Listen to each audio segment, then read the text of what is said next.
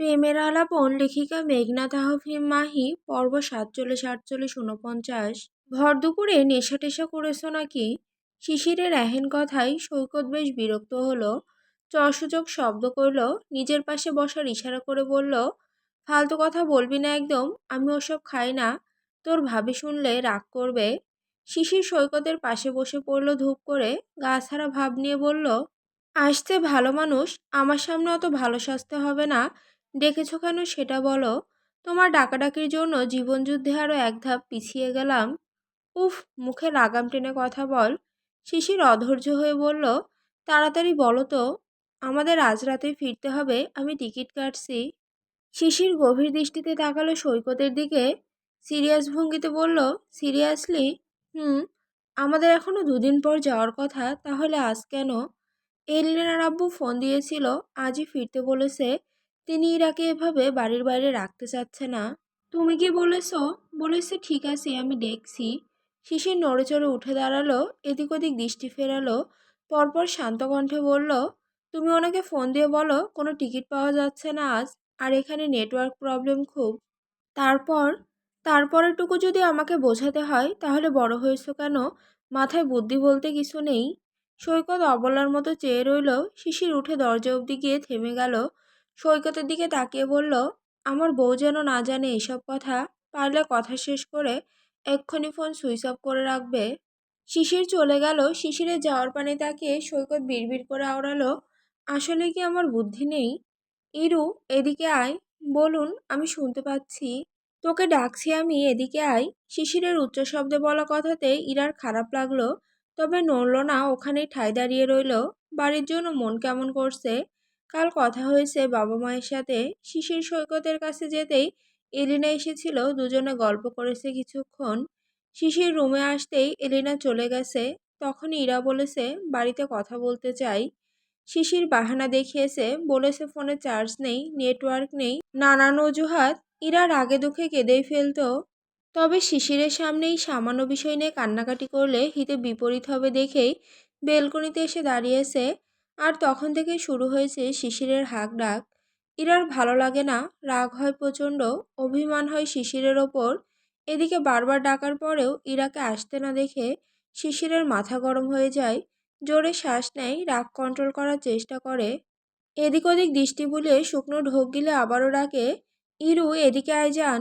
শিশিরের আদরে ডাকে ইরা ধীর পায়ে বারান্দা থেকে রুমে ঢোকে।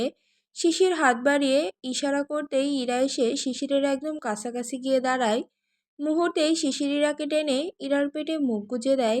ইরা শিশিরের মাথায় হাত বুলিয়ে প্রশ্ন করে, কি হয়েছে আপনার, কিছু হয়েছে? শিশির ধীর আওয়াজে আবদারের সুরে বলে, আজ শাড়ি পরবি জান, প্লিজ। ইরা শিশিরের চুলের ভাঁজে আঙুল চালালো, লক্ষ্মী মেয়ের মতো বলল, ঠিক আছে পরবো, যা পরে আয় তাহলে। ইরা গোসল শেষ করে ভেজা চুলগুলো ছাড়া অবস্থায় রুমের এক কোণে এসে দাঁড়ালো। দুহাত জড়িয়ে ধরে রেখেছে লাল কালোর মিশেলে সফট শাড়িটা। ঠোঁট দুটো ছোট বাচ্চাদের মতো ফুলিয়ে তাকিয়ে আছে হাতে থাকা শাড়ির দিকে। শিশির ফোনে গেম খেলছিল। ওয়াশরুমের দরজা খোলার শব্দে সামনের দিকে তাকাতেই দৃষ্টি স্থির হয়ে গেল। ঠোঁটের কোণে ফুটে উঠল নরম একটা হাসি, যার সাথে সাথে মিলিয়েও গেল। অদূরে বাচ্চাদের মতো ঠোঁট ফুলে দাঁড়িয়ে আছে তার বিবাহিত বাচ্চা বউয়ের দিকে তাকিয়েই বিছানা থেকে নেমে আসলো। ইরা সামনাসামনি এসে দাঁড়ালো। ইরা শিশিরের দিকে তাকিয়ে অপরাধীর ন্যায় বলল, আমি অনেকবার চেষ্টা করেছি, কিন্তু পারছি না, হচ্ছে না। শিশির শাড়িটা ইরার হাত থেকে নিয়ে নিল, মুখ নামিয়ে ইরার কানের কাছে মুখ নিয়ে ফিসফিস করে বলল, আমি চেষ্টা করি একটু। না না, থাক দিন, আমাকে পারবো আমি। এখন কিচ্ছু করব না, সত্যি এখন কিছু করব না, শাড়ি পরাবো শুধু, আর দু একটা চুমু খাবো। ইরার বারণ করা আর না করা সমান। শিশির শুনলে তো সেসব। ইরাকে নিয়ে বিছানার পাশে এগিয়ে গেল। ফোনটা নিয়ে ফোনে শাড়ি পরার টিউটোরিয়াল বের করে ভিডিও অন করে মনোযোগ দিয়ে কয়েকবার দেখলো। তারপর এক নাগাড়ে কয়েকবার চেষ্টা করে অবশেষে সফল হলো কোনো রকমে। বেশ একটা মিশন কমপ্লিট করার মতো বলল, দেখেছিস, এগুলো আমার কাছে ব্যাপার না। ইরা শিশিরের দিকে তাকিয়ে হেসে বলল, পরপর বিড়বিড় করে বলল, আপনার মতো চাপাবাজ জীবন আর একটা দেখিনি। আকাশে আজ গোল থালার মতো চাঁদ উঠেছে। চাঁদের আলো পাহাড়ের কোল ঘেঁষে কাঠ বাঁশ কাচের তৈরি রিসর্টের উপর এসে পড়েছে। শীতটাও বেশ ভালোই পড়েছে। শিশির ইরাকে শাড়ি পরিয়ে সৈকত, এলিনা, ইরা, শিশির চারজনেই বেরিয়েছিল।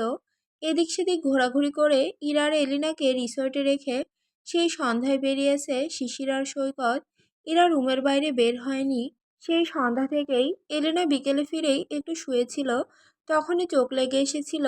ইরা ঘুমোবে ঘুমোবে করেও ঘুমোয়নি। ঘুম আসছে না। রাত প্রায় 8টা বাজতে চলল। শীতের রাত 8টা পর্যন্ত ইরাকে রুমে রেখে বাইরে থাকার ছেলে তো শিশির না। তবে চিন্তাটা মাথায় জেঁকে বসতে পারল না। সাথে সৈকত আছে এটা ভেবেই ইরা শুয়ে পড়ল। প্রায় 15 মিনিট মতো বিছানায় শুয়ে এপাশ ওপাশ করতে করতে ইরা ঘুমিয়ে গেল। সময়ের হিসেব নেই, রাত কটা বাজে তাও ঠিক বোঝা গেল না।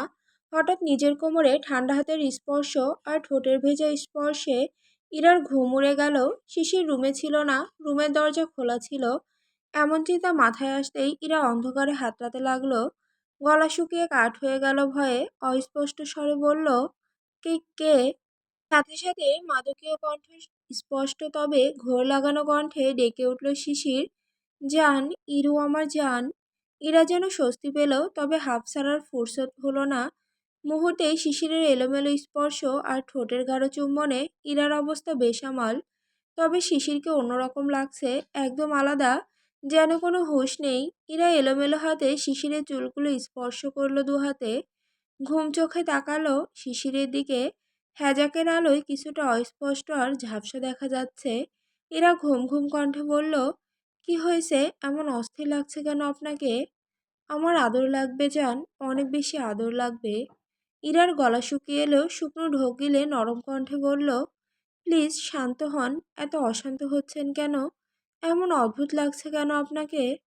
শিশির ইরার গলায় মুখ ডুবিয়ে দিল। ইরার গলায় ঘাড়ে কানের লতিতে পাগলের মতো চুমু দিতে লাগলো। মৃদু স্বরে গোঙালো, আমার পাগল পাগল লাগছে জান, আমার তোকে লাগবে। আমি আমার কেমন যেন লাগছে জান, একটু আদর করি। একটু আপনার আপনি এমন করছেন কেন? কি হয়েছে আপনার? আপনাকে এমন দেখাচ্ছে কেন? আমাকে আদর করবি জান, তোকে। শিশির থামলো, কিঞ্চিত উঁচু হয়ে ইরার মুখের দিকে তাকালো। ইরার নাকে নাক ঘষে মৃদু স্বরে বলল, একটু ড্রিঙ্ক করেছি, অভ্যাস নেই তো, অল্পতেই নেশা হয়ে গেছে। আর কোনোদিন খাবো না। আজ একটু আদর করবি জান। আপনি কি খেয়েছেন? কি যেন বলে, অ্যালকোহল? ইরা চমকিত নয়নে শিশিরের দিকে তাকাতেই শিশির ইরার ওপর থেকে সরে গেল। শার্টের বোতাম খুলতে খুলতে বলল, আমার কেমন জানি লাগছে, মাথাটা ঝিমঝিম করছে। আদর করতে ইচ্ছা করছে, ভালোবাসতে ইচ্ছা করছে, তোকে কষ্ট দিতে ইচ্ছে করছে আমার। শিশির শার্ট খুলে সেটা ফ্লোরে ছুঁড়ে ফেলে দিল। ইরার শাড়ির আঁচলটা ফেলে দিল, সেটা পুরোপুরি ইরার অন্য পাশে ফেলে ইরার দিকে তাকালো। হ্যাজাকের হলদে আলোয় ইরার মুখটা আরও মোহনীয় লাগলো শিশিরের কাছে। শিশির ইরার আপাদমস্তক ভালো করে পর্যবেক্ষণ করে শুকনো ঢোক গিলল। পরপর অস্পষ্ট স্বরে ডাকল, জান, আমার আদর লাগবে, আমার আদর লাগবে জান। বলতে বলতেই শিশির ইরাকে টেনে নিজের কোলে বসিয়ে নিল। দুহাতে ইরার উন্মুক্ত কোমর গভীরভাবে স্পর্শ করল। ইরা আবেশে চোখ বন্ধ করে ফেলল। শিশির জোরে জোরে শ্বাস নিচ্ছে। নিঃশ্বাসের গতি বেড়েছে শিশিরের। ইরার অবস্থাও একই রকম। শিশির ইরার কপালে কপাল ঠেকে মৃদু স্বরে গোঙালো, জান, আমি কন্ট্রোলের বাইরে, যদি কোনোভাবে কষ্ট দিয়ে ফেলি তার জন্য সরি জান। ইরা গভীর দৃষ্টিতে শিশিরের নেশায় মত্ত চোখের দিকে তাকিয়ে ঢোক গিলল শুধু। শিশির উন্মাদ হয়েছে মানে ইরার জন্য ওই রাত ভয়ঙ্কর। ইরার ভাবনা ছুটল শিশিরের উন্মাদনা আর দাঁতের মৃদু কামড়ে। ইরা দুহাতে শিশিরের চুলের ভাঁজে হাত রাখল কিছুটা। জোরে খামচে ধরল শিশিরের এলোমেলো অগোছালো চুলগুলো। শিশিরের দাঁতের মৃদু কামড়ে ইরা অস্পষ্ট স্বরে গোঙালো, লাগছে জান। শিশির থামল না, বরং একই জায়গায় আরও দুবার একই কাজ করে সেখানে আঙুল বোলাতে বোলাতে ইরার ব্যথিত মুখের দিকে তাকালো।